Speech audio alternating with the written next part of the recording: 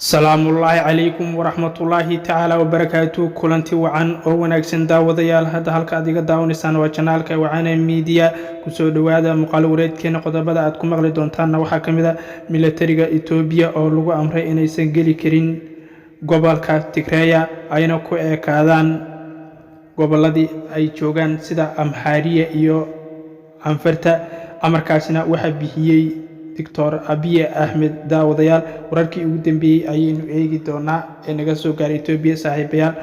maxaa ka jira in militariga Itoobiya ay doonayaan dagaal ka dhan ah gobolka Tigray in ay ku qaadaan war ka soo baxay dawladda ayaa saas lagu sheegay warkaas ayaynu si gaar ah u eegi doonaa daawadayaal war ka soo baxay dawladda oo kale ayaa waxa lagu sheegay in xaaladda guud ee magaalooyinka xuduudka la leh gobolka Tigray ayaa xaaladahooda ayaynu eegi doonaa daawadayaal kuwaas oo kala ah amxaarada iyo anfarta ayaynu si gaar ah u eegi doonaa daawadayaal waana meelihii ay ugu dambeeyeen ay ka dhacaan dagaaladii ugu dambeeyay ee Itoobiya intaan la isla gelin gobolka Amhariya wixii aragtidaada daawadayaal intaan ku soo gudbin muuqaalkaasi hoos noogu reeb muuqaalkana share iska saar asxaabtana la sii wadaag aynu ku bilowno ciidamada militariga Itoobiya ayaa lagu amray in aysan gudaha u gali karin gobolka Tigray ayna ku eekaadaan gobolka Amxaarada iyo Anfarta oo deris la ah gobolkaasi Tigray aysan u talaabi karin gobolkaasi Tigray oo amar ka soo baxay Dr. Ahmed Abiy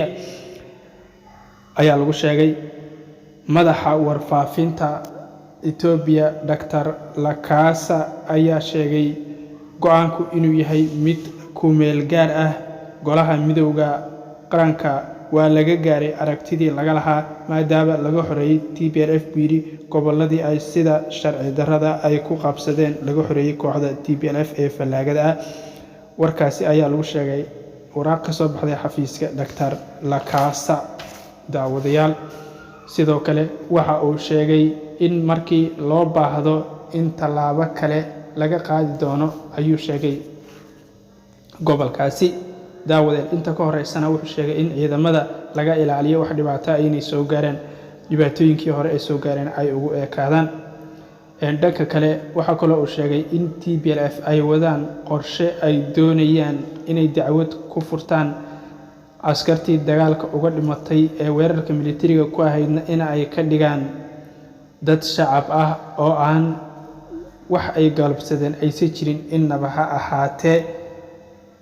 laakiin Dr. Lakasa waxa oo kale uu sheegay in militarigu ay xaq u leeyihiin in ay galaan gobolka Tigray oo dhan si ay u gutaan waajibka ka saaran dalka Itoobiya maadaama gobolka Tigray uu ka tirsan yahay wiili dalkaas Itoobiya oo ku yaalo waqooyiga xuduudka leh dalka Djibouti waa sida uu warka u dhigay maadaama gobolkaas laga soo abaabuli karo rabshado waaweyn oo dalka dhibaato u keeni kara sida kuwii imika dhacay oo kale dhankaas hadaan uga gudubna daawadayaal Itoobiyana imikana aynu eegno dhanka Soomaalida iyo wararkii kale oo naga soo gaaraya daawadayaal xisbiga wadajir hogaamiye Cabdishakuur Cabdiraxmaan Warsame ayaa soo saaray warmurtiyeed eedayn dhab ah oo ugu jeediyay fila Soomaaliya gaar ahaan garabka uu hogaamiyo madaxweyne Farmaajo in uu qorsheynayo buu yiri dagaal ka dhan ah ra'iisul wasaaraha dalka Master Roble ayuu sheegay sida uu warka u dhigay taasina uu ku doonayo buu yiri inuu dagaal iyo rabsho uga abuuro magaalada Muqdisho caasimadda oo ah buu yiri mid imika degan xisbiga wadajir ayaa ah xisbiga mucaaradka ee kaliya ee dhaliila aragtida dawladda Soomaaliya si toosana ugu dhiirada waa hogaamiyahaas ee daawadayaal warsaxaafadka soo saaray ayuu waxa si uga hadlay sidoo kale wuxuu ka hadlay warsaxaafadeedkiisa khilaafka soo kala dhexgalay madaxweyne Farmaajo iyo Master Roble oo uu sheegay inuu doonayo inuu xoog gebi ahaantoodaba